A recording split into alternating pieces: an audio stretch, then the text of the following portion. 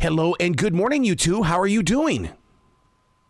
Good. Doing well. Thanks for having us. I am so excited to talk to you about this book because it's one of those books where it's like, where's it been? Because I didn't have this when I was a child. There was, this is nothing new, but yet we're just starting to finally get out here and talk about it.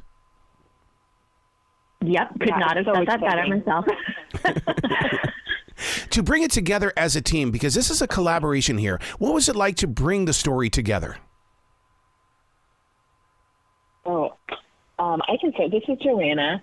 It has been such an honor for me to be able to work with Liz, who is, this book, Eyes That Weave the World's Wonders, is about a Korean transracial adoptee, and it is very much Liz's story, and I just feel so honored to be able to have worked on this project with her. She has been so courageous to share her heart, all the love and the pain and the process of even searching for her birth family, as an adoptee, and it just takes so much to be able to share such a personal story with the world, and it feels like not only did I gain a very close friend, but I learned so much from her about adoptees, but just about humaning in general, and so it's been beautiful for me.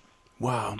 So Liz, as an adult, we're expected to understand the journey of adoption. But when I was a kid, I didn't understand it. And that's the thing about that I love this book is that I've taken the time to really get into this story because you're giving us that chance to walk in someone else's shoes.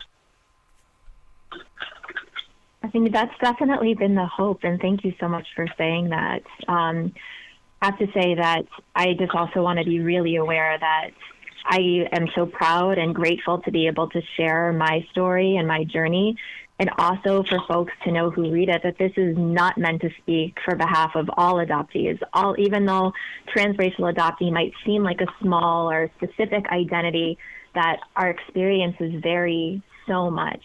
And so I also just hope that folks who read it, if you are an adoptee, that there might be one or two things that resonate with you, even if it doesn't mirror your own experience. I think one of the things that I had a difficult time dealing with was the next year that I went back to school and I had a different last name and people looked at me and treated me differently. And I think that, that's a tough thing to deal with. Very much so. I mean, even things like growing up, even as a child, if I went into a restaurant with my adoptive family who present as white and I'm very much Asian, that the host at the restaurant might greet me separately. Or if I'm in a store, people will, greet my family and me separately because they don't assume that we go together. I've even had moments when I'm paying for something with a credit card and someone will look at my last name on it and be like, how is that your last name? Like, are you married? Did you take someone else's last name? And I understand that people's curiosity is a very powerful feeling and emotion. And at the same time, people also need to be aware that they are not entitled to adoptees' whole life stories, trauma, all the answers that they just happen to be curious about in a moment. Joanna, you can walk through any grocery store and see how this book is very much a part of our lives. And I think that it's going to be used as a tool so that we can, learn how to accept that we don't all have to come from mom and dad. Man, there's true love there. And we've got that open space to be a family. Yeah, absolutely. And I think that this is Joanna, and I think that's something that's really powerful about sharing a story like this in the picture book form is that it can speak both to young audiences and to adult audiences. And picture books, because of the way that they're written, because of the illustration, because we're really intentional about putting in layers that make the story accessible for children, but also to adults, they can look at it and see it with different eyes, having gone through more of life themselves. And so I think that, as was mentioned, as a child, this is a story that really is one that is her story and one that maybe she wanted as a child, but also as an adult, we can read it with different eyes. So when you talk about the grocery store, I think it's something that I hope readers can really use to examine some of the questions and some of that curiosity in safe spaces with their loved ones. Now, Liz, there's something that's happening in my own personal life with somebody that we know that the child is from Japan. The parents are American, but they really are trying to get the young boy to understand the Japanese culture, and it seems like that they're pushing him in every single direction. Can parents over push? Yeah, definitely. This is Liz, 100%. When I was younger, I think my parents only tried once. They sent me to like Korean culture summer camp. I really didn't have any positive, like super positive experiences. Yeah. It was pretty uncomfortable. It felt like it was something that was being done to make the parents feel better, not necessarily something for the kid. Every adoptee's journey and the process of understanding your identity and your path is going to be different for everybody. And for me as a kid, I was honestly not thinking a ton about being adopted or the trauma or loss a whole lot when I was, 6 or 7 years old. I was just trying to figure out who I was sitting with at lunch at school. Yeah. And because on the one hand, I can hold space for the fact that there is loss and grief and all of these open-ended questions that I would love to have the answers to, but I don't know if that will ever happen. And at the same time, I can hold space for the fact that I really love my adoptive family. I love them the most. They're amazing. Joanna, one of the greatest things about this book is that you include the father. So many stories don't include dad. It's always mom and the kids and things like that. And so to see the father fishing, I mean, and to have the lines all tangled up and everything, I laughed like a kid. I love that. So part of the reason that made it into the book is, I actually have been a huge Liz fan for a long time. Liz is a super well-known educator and anti-bias facilitator, and she has made such impact all over the world in many arenas. And so I have been following her online for many years, and I knew that she went fly fishing, and she went fishing with her dad, and it's something that she shared with him. And so it's something, as we talked and as there were so many ideas that she shared about her story that felt important to capture, and the fishing scene just felt like the perfect way to both capture this core memory of hers, and also many of the things that she shared about the beauties and the challenges as an adoptee, and even in a really loving family. I love the way that you shake hands with your readers in the very beginning, Liz, with a dear reader note. I think that's so important before they bust into the book. Yeah, that part was really, really important to me. Some of the things that I've already mentioned about not wanting people to think that this is the one single story of adoption, really wanting to speak to adoptees who might be reading it, that however they might be feeling, like their feelings or experiences are valid. It might look similar, it might look different.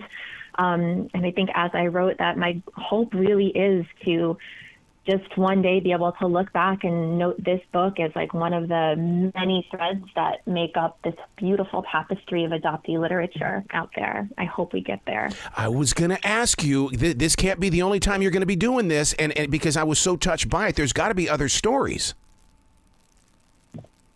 Oh, absolutely. And there definitely has been, I think, more books coming out these days featuring adoptee stories, which is amazing. However, could always use more. Now, Joanna, will you write stories about, because and a lot of these have been about younger girls or younger boys, but how about that story of the transition into teenhood, or from transitions from teen into adult? Will we see anything like that where we're actually growing with your characters?